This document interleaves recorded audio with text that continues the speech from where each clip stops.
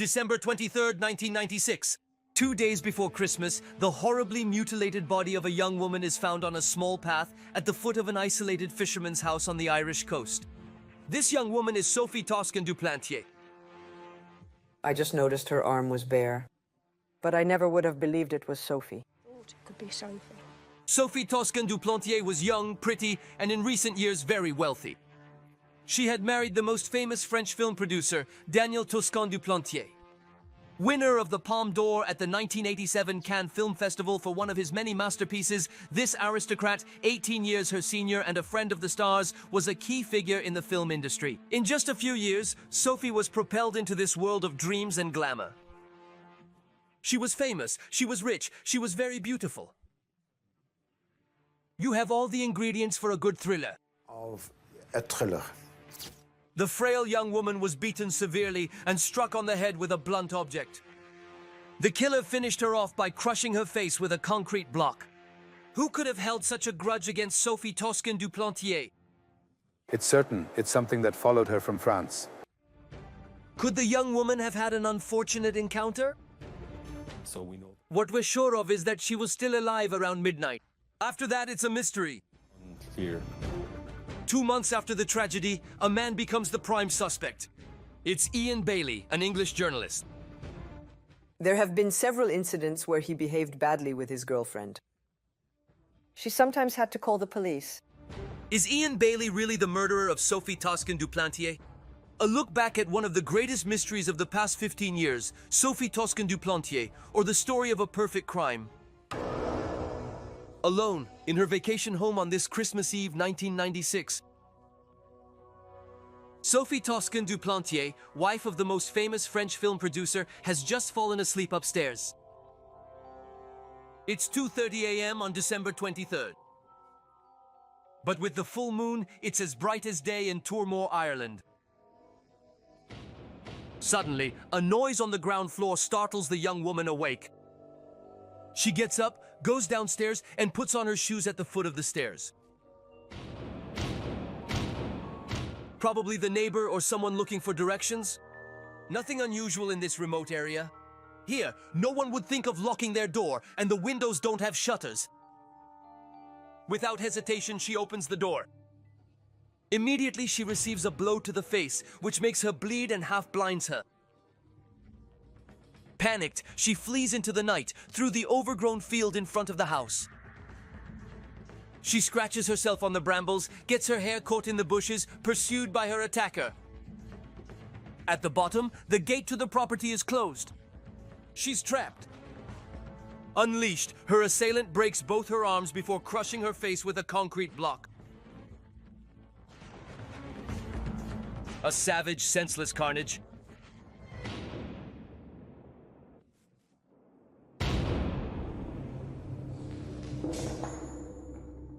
Right side of the forehead caved in down to the ear. Fracture of the skull and left hand. Fingers of both hands broken.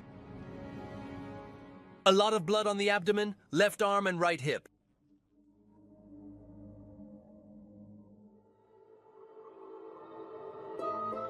The next morning, it's Shirley Foster, the neighbor, who makes the gruesome discovery. As usual, she takes the garbage down the little community path. But when she reaches the gate, a shape on the ground catches her attention. So only It was only at that point that I saw the body. did I see the body. The gate was open exactly as it is today. She was. She was lying there with her head here and her feet over there. Her feet down there. At first, I thought someone was playing a prank on me, that it was an inflatable doll. Plastic doll, I thought. But as she comes to her senses, Shirley realizes it's a corpse. I didn't really pay attention to her face. I just noticed her bare arm, her shoulder covered in blood. Across. I was far from thinking it was Sophie. I never would have believed it was her. Thought it could be Sophie. Here, everyone knows Sophie. At 39, Danielle Toscan du Plantier's wife divides her life between social events, like here at the Cannes Film Festival or there, alongside Alain Delon and the unsettling Irish landscapes. Her husband is one of the most influential film producers of the 20th century. His success is also evident with women. He already has 3 children from 2 previous marriages when, in 1988, he seduces Sophie, 18 years his junior. Far from the bustle of the French Riviera, it's in Tourmore, the vacation spot of the European jet set seeking discretion and tranquility, that the young woman loves to come and recharge. 5 years ago, she acquired this isolated fisherman's house overlooking the Celtic Sea, where on that morning of December 23rd, 1996, her body was found. The news reaches France that very evening. Sophie's parents learn about it from the television news. It's her husband, Daniel Toscan du Plantier, who, thanks to his connections, will get confirmation of the news late into the night. Of course, it completely overwhelmed us. I don't know, we were at a loss. It was something terrible that you can't voice trails off. She was lying on her back, and she certainly saw when he took.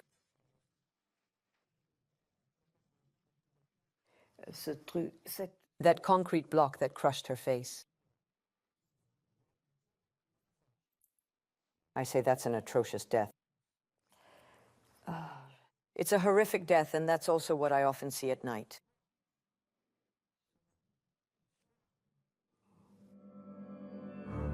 What happened on that night of December 22nd, 1996, in this remote region of Ireland? Why was this unassuming young mother with no troubled past savagely murdered? Who is behind such a barbaric act? Handled Hotel Commander, all indeed very welcome to Cork Airport. Sophie Toscan du Plantier, the wife of the famous film producer, arrives in Ireland on December 20th, 1996. We are 2 days before her murder. What happened in the hours leading up to this tragedy? As shown by these surveillance camera images, Sophie Toscan du Plantier arrives alone at Cork Airport. As always, she has reserved a rental car. On the way, she stops in Chul, the neighboring village, to do some shopping, olives and champagne. She also orders a copy of Le Monde at the newsstand. She plans to spend several days here. She told her loved ones that she had a documentary for Arte to finish.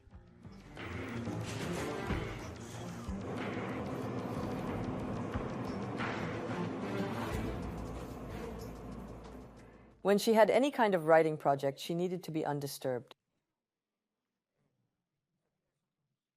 So she did appreciate solitude. We know nothing about her schedule for the next day, Saturday, except that she does some additional shopping still in Chul. On Sunday, December 22nd, around 1 p.m., she went out for a long walk to Mizzen Head, at the very tip of the peninsula where she visited a couple of friends. Then, on her way back, she stopped at a pub in Crookhaven, where she was a regular. Billy O'Sullivan, the owner, was the last person to see Sophie alive.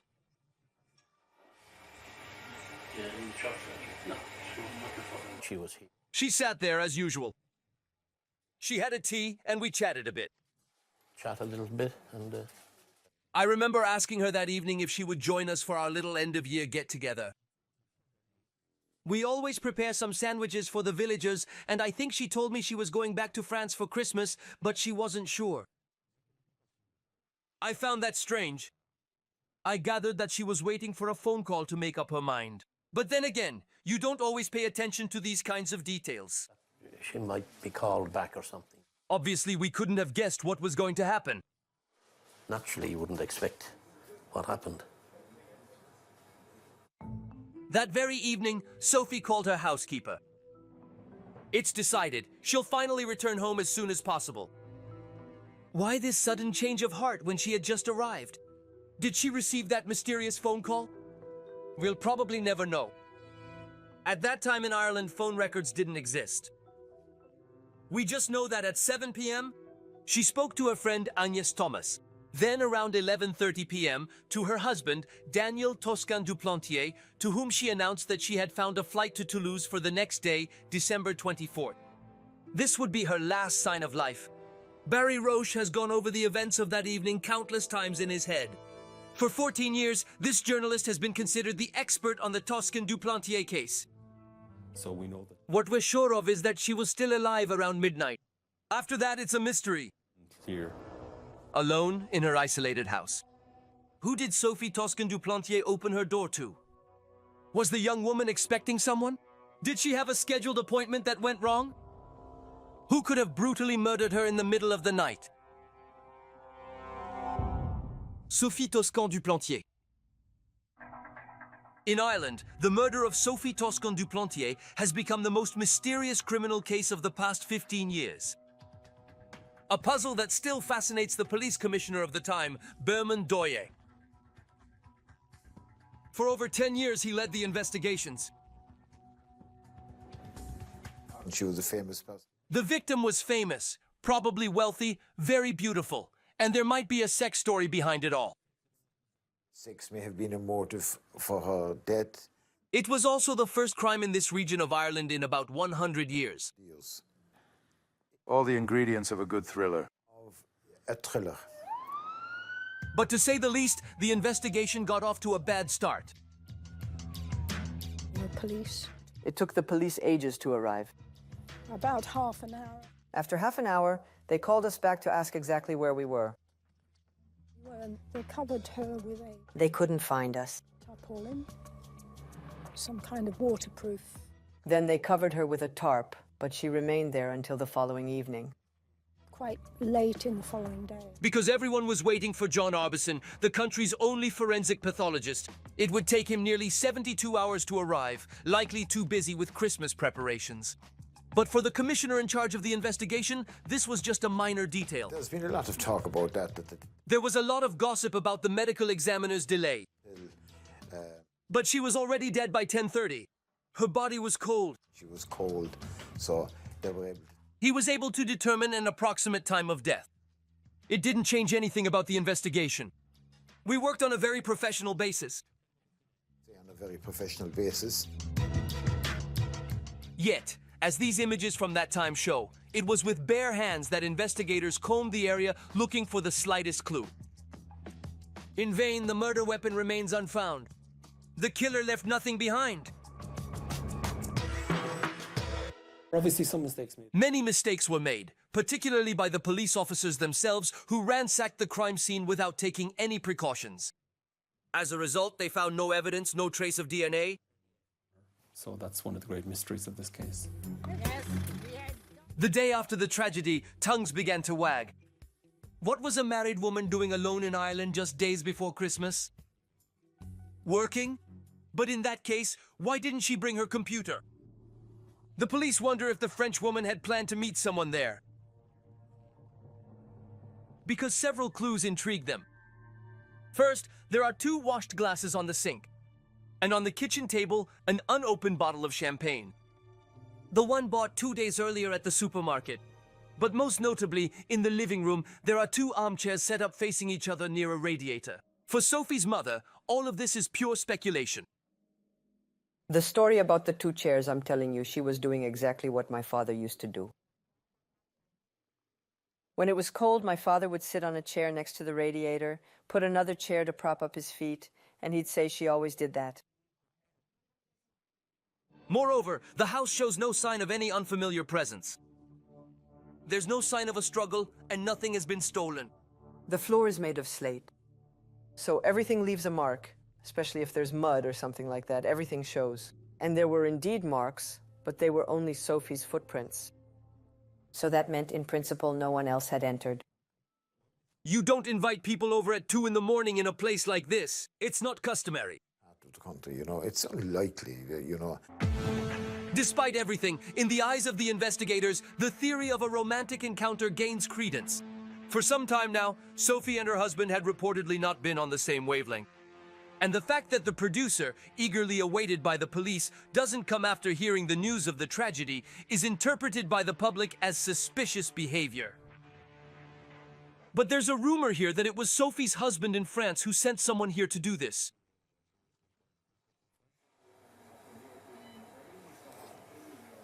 I don't believe it.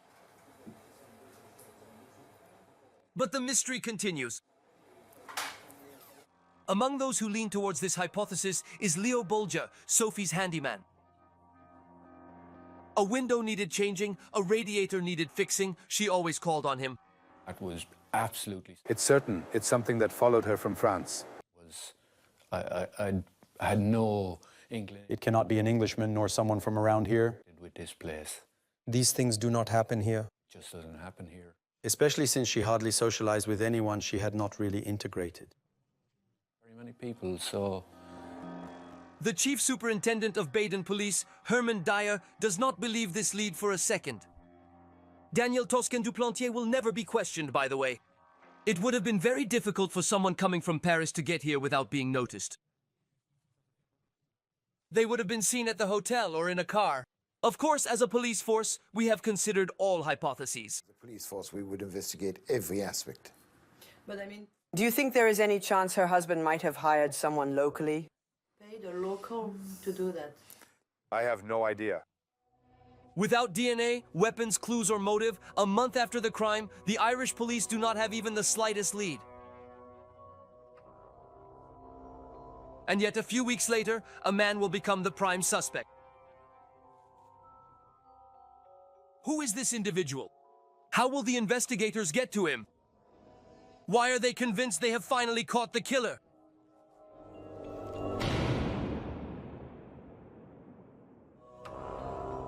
Sophie Toscan du Plantier is buried in France in a private ceremony. In Ireland, the investigations have reached a dead end.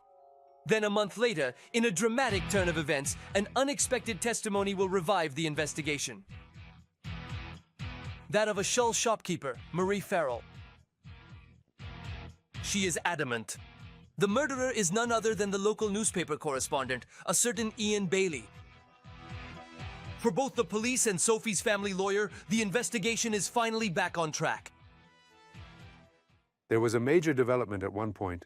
Someone testified to seeing Ian Bailey around 3 a.m.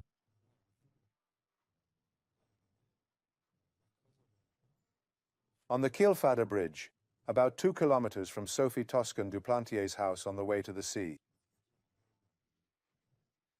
And seeing him in the middle of the night, on the night of the crime.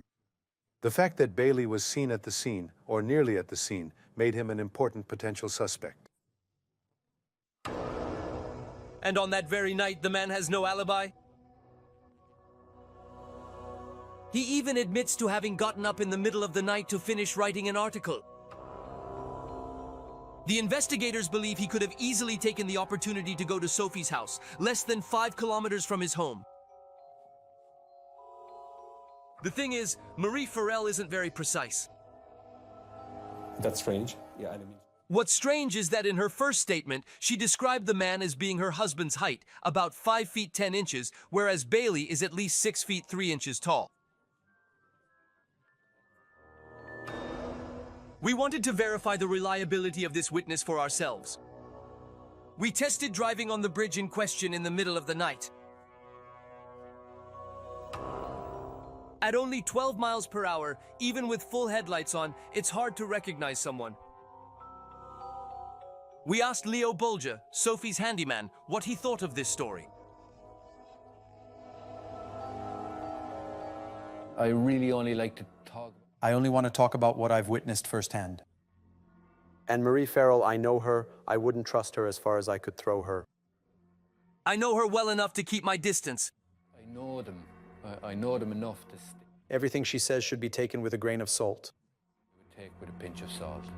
However, the investigators are taking Marie Farrell's allegations against Jan Bell very seriously. On February 10th, 1997, nearly 2 months after the crime, the journalist is arrested. Especially since another testimony is about to further incriminate him. This time, it's from the neighbor. Remember Shirley? She's the one who discovered Sophie's body. On the same day, in the early afternoon, she claims to have seen Jan Bell at the crime scene. At that time, no one else but her and the police knew about it. I met them coming. I ran into his partner, Jules. They were coming towards me. They were in a car on the road over there halfway down, before going up, so they couldn't see what was happening. And I told them, if I were you, I wouldn't go any further. The police have cordoned off the entire area. Yes, yes, I know, he replied. According to her, Jan Bell would know too much to be uninvolved in the case.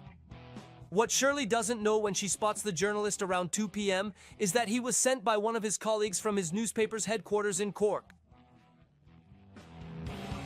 Bailey says he's got a... Bell reportedly received a call from the DJs around 1:20 p.m. informing him that someone had been killed. been a murder. But the investigators persist, and they're about to add a new element to their case. For them, Jan Bell knows too much about Sophie Toscan du Plantier to be uninvolved in the case. These articles are full of details that only those close to her or Sophie herself could have known.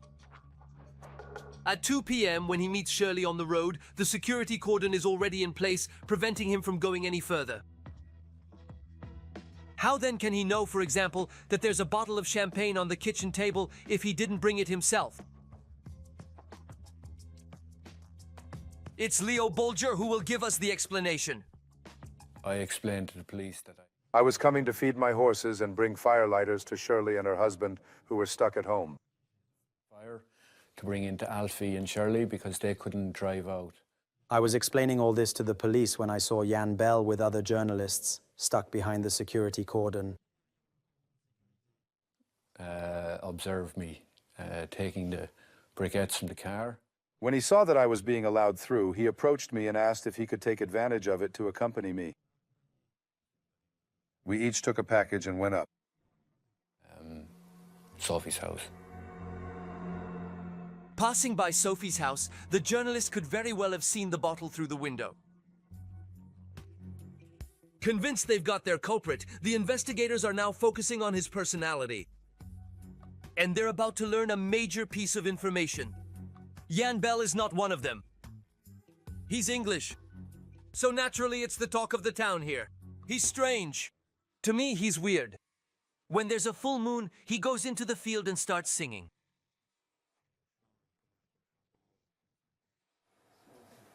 Have you seen that? No, it's... You wait for it! We've heard stories. We've heard things about his married life, like he was beating his girlfriend. It's between him and a girlfriend. But, well, it's a sensitive matter. He likes to drink and He likes to drink. He's a mean drunk. angry and upset when he drinks. There have been incidents on several occasions. So there have been, as you probably know, where he behaved badly with his girlfriend. misbehaved with his girlfriend. And she called the police several times. She's called the police from time to time. It's difficult because on one hand you think, yes, it must be him, because we knew he used to beat his wife himself.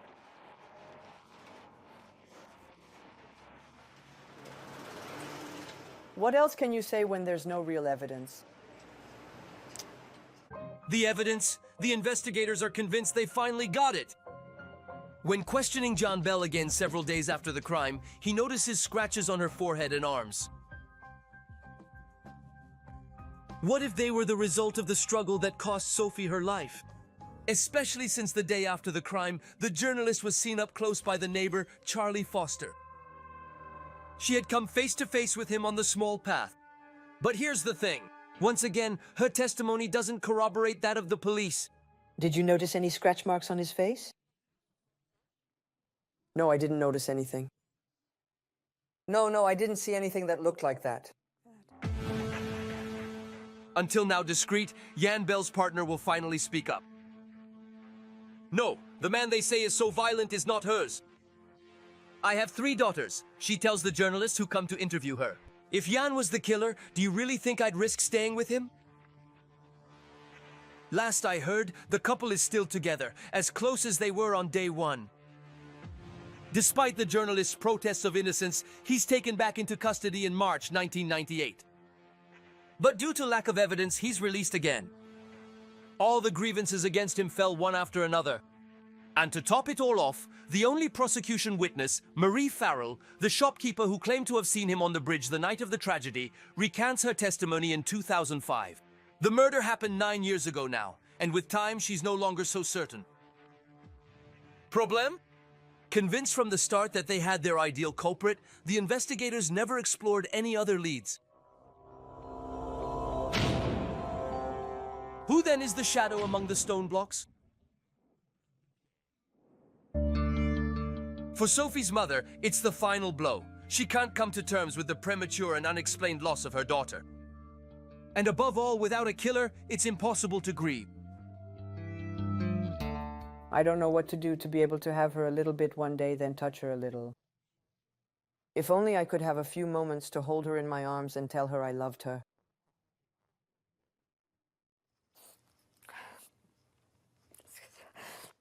Excuse me. But you can't get used to this absence. She follows me everywhere, but I can't touch her, you know.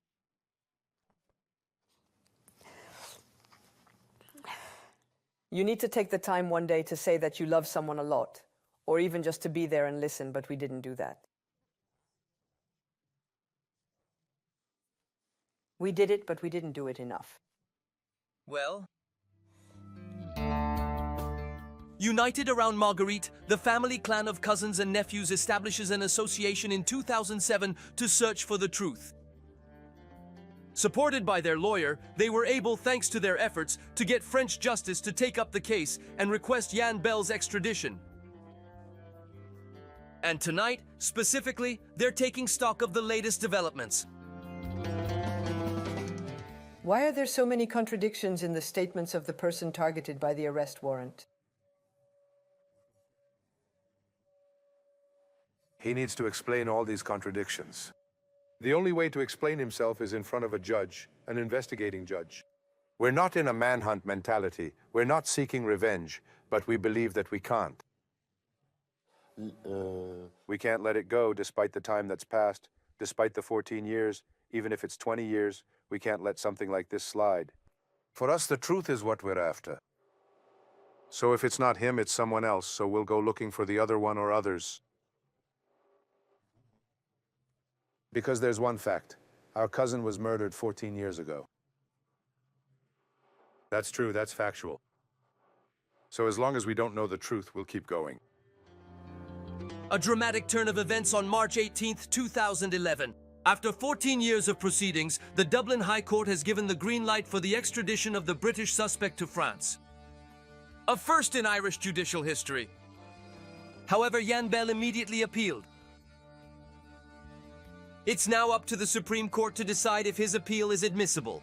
If rejected, he would then be extradited to France soon, formally charged and questioned by a French investigating judge. Perhaps on that day, Sophie's parents, Georges and Marguerite Bugnol, will finally find some peace.